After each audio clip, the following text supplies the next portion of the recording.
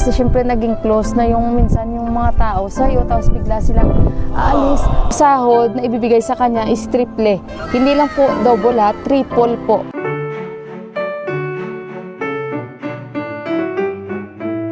Pencil. So ito guys, oh, mag-ano muna kami kanchi. For our dessert. This one? Okay.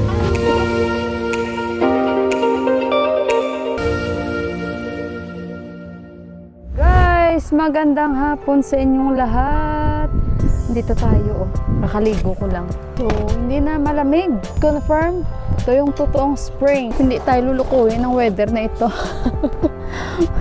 So, mga alas 12 na pasado dito, kakatapos ko lang sa kusina. And wala akong ganap, guys. Ang ganap ko kanina sa kusina, as usual, ang niluto ko ay nagturtang talong po ako. Cauliflower na may zucchini and dal. Yun ang kinain namin. And wala, yun pa rin ang routine natin. Siyempre, nanay tayo. Ngayon, meron kaming bisita, yung kambal nandito. Yung mga tiyuhin ni Yuhan, mga tiyuhin niya yan, guys. Alam nyo naman kasi sa culture nila, no? Kasi katulad nga niyan, sila uncle at auntie, mas maedad ako sa kanila ni auntie compare sa, ay, tama ba?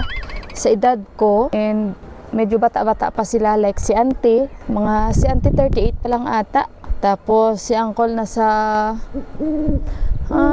ilang taon ba si uncle? Parang pareho kami ni uncle pala. So mag-ano muna tayo. Meron akong mga gusto i-share sa inyo na minsan hindi ko ba alam. Baka maano ito sa hangin. Kung natutuwa ako at the same time nalulungkot ako ba guys? Kasi syempre naging close na yung minsan yung mga tao sa'yo, tapos bigla silang aalis. Malakas yung hangin. Ayan. So nandito yung dalawang kambal kasi nga si Yuhan in-invite niya dahil mag-ano daw sila, maglaro sila ng darts. Pero ngayon naglalaro sila ng football. So alam nyo naman na since maliit pa ang mga yan, medyo close. So magpa-araw-araw muna ako dito kasi kakaligo lang natin. Hindi ko na kailangan mag-hair dry kasi hindi naman na malamig and mainit. And pwede na tayong mag-t-shirt. Like kagabi nakatulog lang ako at naka-t-shirt. And hindi na siya talaga malamig guys. So by the way pala kahapon, hindi ako nag-vlog kasi nagpahinga muna. And naputol na yung vlog ko guys. Hindi na ako nakapagbabay sa inyo kasi parang na-busy na, maraming napag-usapan na. Dahil nga shinare ni auntie sa akin, dahil itong si Uncle Chef, nakakuha po siya ng offer papuntang Germany sa Frankfurt. Tama ba ako guys? So sa 700 sila ka-staff, ilan sila? 6 ata yung napili and isa po si Uncle na ipapadala sa Germany para doon po ma-assign. Kasi malaking hotel po yung pinagtatrabahuan dito ni Uncle, no? And sa airport po siya na-assign. So siya yung head doon and may mga staff po siya. And to think, no, kung sa Nepali rupees, maganda ang sahod ni Uncle. Sinishare ko sa inyo dahil si Uncle ay partner rin sa aking pagbablog and kilala nyo si Uncle. And isa rin sa nagustuhan ko sa ugali ng mag-asawa na yan dahil hindi po sila masikreto, hindi sila maraming drama sa buhay, yung ganun ba. So yan yung gusto ko, and especially si auntie. Isang sabi mo lang yan kay auntie na, auntie, punta tayo sa ganito. Wala si auntie drama guys, wala siyang maraming excuse sa'yo guys. Basta okay lang yung schedule niya, basta yun ang nagustuhan ko kay auntie, hindi siya madramang tao. Pag makausap mo siya, hindi siya madrama. Kasi nga yung iba nga, 'di ba, masyadong madrama, maraming mga excuse, yung ganun, and masikreto. Sila hindi. So very vocal yan sa akin si auntie and si uncle. So yun na nga, nag-usap kami na sinabi ni auntie sa akin na next month, ayun, inaano si uncle na napili nga siya papuntang Germany. Before napili yan si uncle guys, ma-assign siya sa France. Pero parang that time hindi siya ready guys eh. So instead na siya, inirefer niya yung kaibigan niya. So itong opportunity na to, maganda. Alam niyo ba kung bakit? Sasabihin ko sa inyo. So pero bago yan, yung sahod ni Uncle dito, siya na rin nagsabi sa akin. 1,70,000 rupees. Means nasa 100k Nepali rupees and 70,000. Hindi lang 100k plus pa yung mga ano nila, health insurance, yung mga bonuses pa niya. Kasi head chef si Uncle guys eh. So, Ayun, at itong offer na to, napili si Uncle, 6 sila. Gawa nga ng nakitaan nila si Uncle na magaling naman talaga si Uncle guys sa pagluluto and all. Mapalad si Uncle and napakaganda yung benefits niya. Na-interview na siya and pinapakumpleto lang yung documents niya. Kasi I think next month kung hindi ako nagkakamali ang sabi ni Auntie. Yun. And si Auntie naman, yung ina-after niya kasi maganda yung offer kay Uncle. And yung sahod na ibibigay sa kanya is triple. Hindi lang po double ha, triple po sa sinasahod niya dito sa bansang Nepal. Initan yung camera ko guys. So, kinausap nila ako kung ano ba yung magiging opinion ko, yung ganito, ganyan. Dito tayo guys kasi since medyo mainit. So, ayun guys, at maganda yung opportunity kasi free housing and free po yung benefits para sa kanyang pamilya, lalong-lalo sa mga anak ko nila. Yung pabahay, libre, yung ticket every 6 months, and after 1 year, pwede niya nang dalhin yung kanyang mag-iina doon. Means sila ni Auntie and yung 2 kambal. So si Auntie naman, yung pinaka-concern niya is yung 2 kambal guys, yung future ng 2 kambal. So kaya, kumbaga si Auntie talagang in-encourage niya si Uncle na wag sayangin yung opportunity na ito. Dahil napakalaking bagay po ito sa 2 kambal.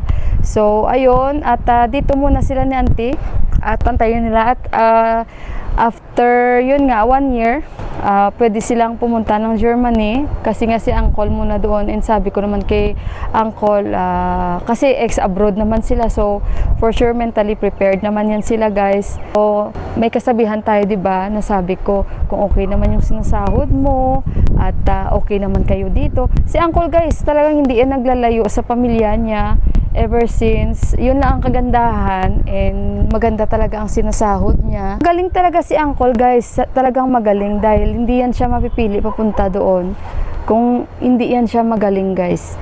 And imagine nyo, sa 700 sila kay staff, 6 lang ang kukunin at isa siya. So 6 silang ipapadala sa Germany. So ayun, at nalulungkot ako at the same time dahil nagiging close na rin natin sila. Pero kasi for the better future, dahil sabi ko nga kay Auntie, dito naman malaki talaga yung mga chances na mga Nepali makapag-aral or work abroad, study and work abroad. Kasi usually ganun naman talaga ang reality nun. Pag pumunta sila sa ibang bansa mag-study, at the same time nag-work po sila. So yun lang ang concern ni Auntie. And sabi nga ni Auntie sa akin, itry nila yung buhay sa Germany and wala namang mawawala sa kanila. And sabi niya, yung para sa kanila ni Uncle is for like 3 years lang sila, hanggang 3 years lang sila sa Germany. Sabi ko, malay mo magustuhan nyo doon. Sabi niya, hindi yun lang yung pinaka-target namin kasi since love na love ni Uncle talaga yung Nepal. At nalulungkot ako kasi syempre 'di ba, parang andyan sila lagi, tapos aalis din naman sila. Yung bang mga taong malalapit sa'yo, unti-unti silang umaalis, pero isipin ko na lang na babalik din naman sila and for the sake of their future at kahit paano sa mabilisang or konting panahon is nagkakilala kami at nagsama kami. Pero I'm very happy kasi alam ko positive silang mga tao and to think din naman para din naman sa 2 bata, para sa 2 kambal. Alam nyo guys, si Uncle masipag talaga yan. Kumbaga hindi siya ba humble lang siya na tao.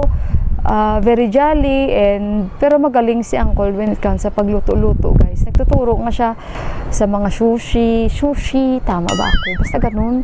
Tapos basta guys, magaling yan si Uncle. And actually yung course ni Uncle is journalism, yan siya guys, kaya kita nyo napaka-vocal niyang tao. And basta guys, so happy ako kay Uncle and Auntie. I hope lahat maging okay and talagang makakaalis sila para sa kanilang at para sa 2 bata na future guys. At wala na yung Himalayas, basta pag ganito guys, hindi mo na masyadong makikita yung mga Himalayas dito kasi pag winter yun, makikita sila talaga. Ayan. Kaya medyo iba na yung hangin, medyo mainit, wala na talagang lamig. Kung sa bagay nga guys, late na itong spring.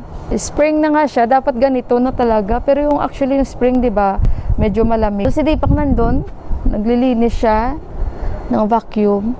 Naglilinis siya ng vacuum. Bina-vacuum niya yung second floor, yung third floor.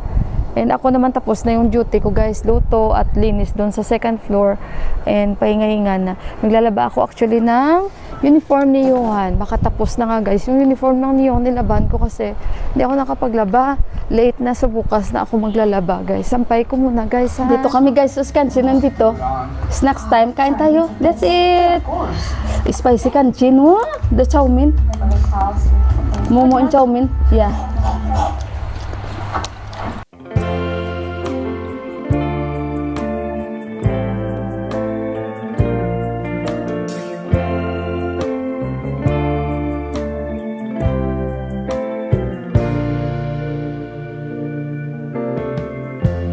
Lighten up, take me on your magic river. Tell me all your dreams align.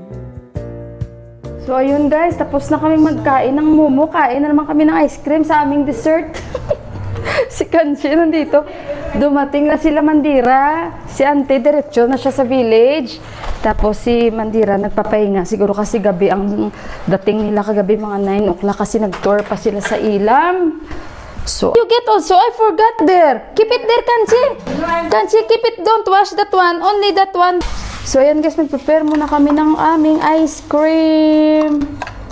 Ayan, mag-prepare muna kami ni Kanchi. Ha? Mas cute glass. Yeah, that one purple. This one, iba eh. Kasi wala silang mga malalaking ice cream. They don't have big ice cream. Not like in Philippines. You know, in Philippines, it has like this. Like this, yeah? Yeah, like this. Very yummy. Also, if you want big also ice cream, there is also. But in Nepal, what to expect? Expensive. So ito guys, mag-ano muna kami ni Kanchi. For our dessert. Yeah. This for me? Okay. The Kanchi, I cannot eat much. why? Just It's cold, no? It's cold. not cold today, not Well, cold. yeah. Why can't finish this one? You are not fan of ice cream? No, I cannot eat too much cold. She's very fast. She don't like cold though. Yeah. Sometimes only dessert. Oh my God. This one I can eat. You don't like Kanchi? I like, but not much. Why? I cannot eat much cold. Me and I'm Johan, afraid of cold. we are fan of ice cream.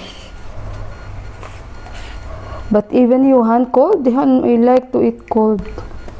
Only this I will put in for them. After 2 months, Uncle going to Germany na. It's nice. Good for them.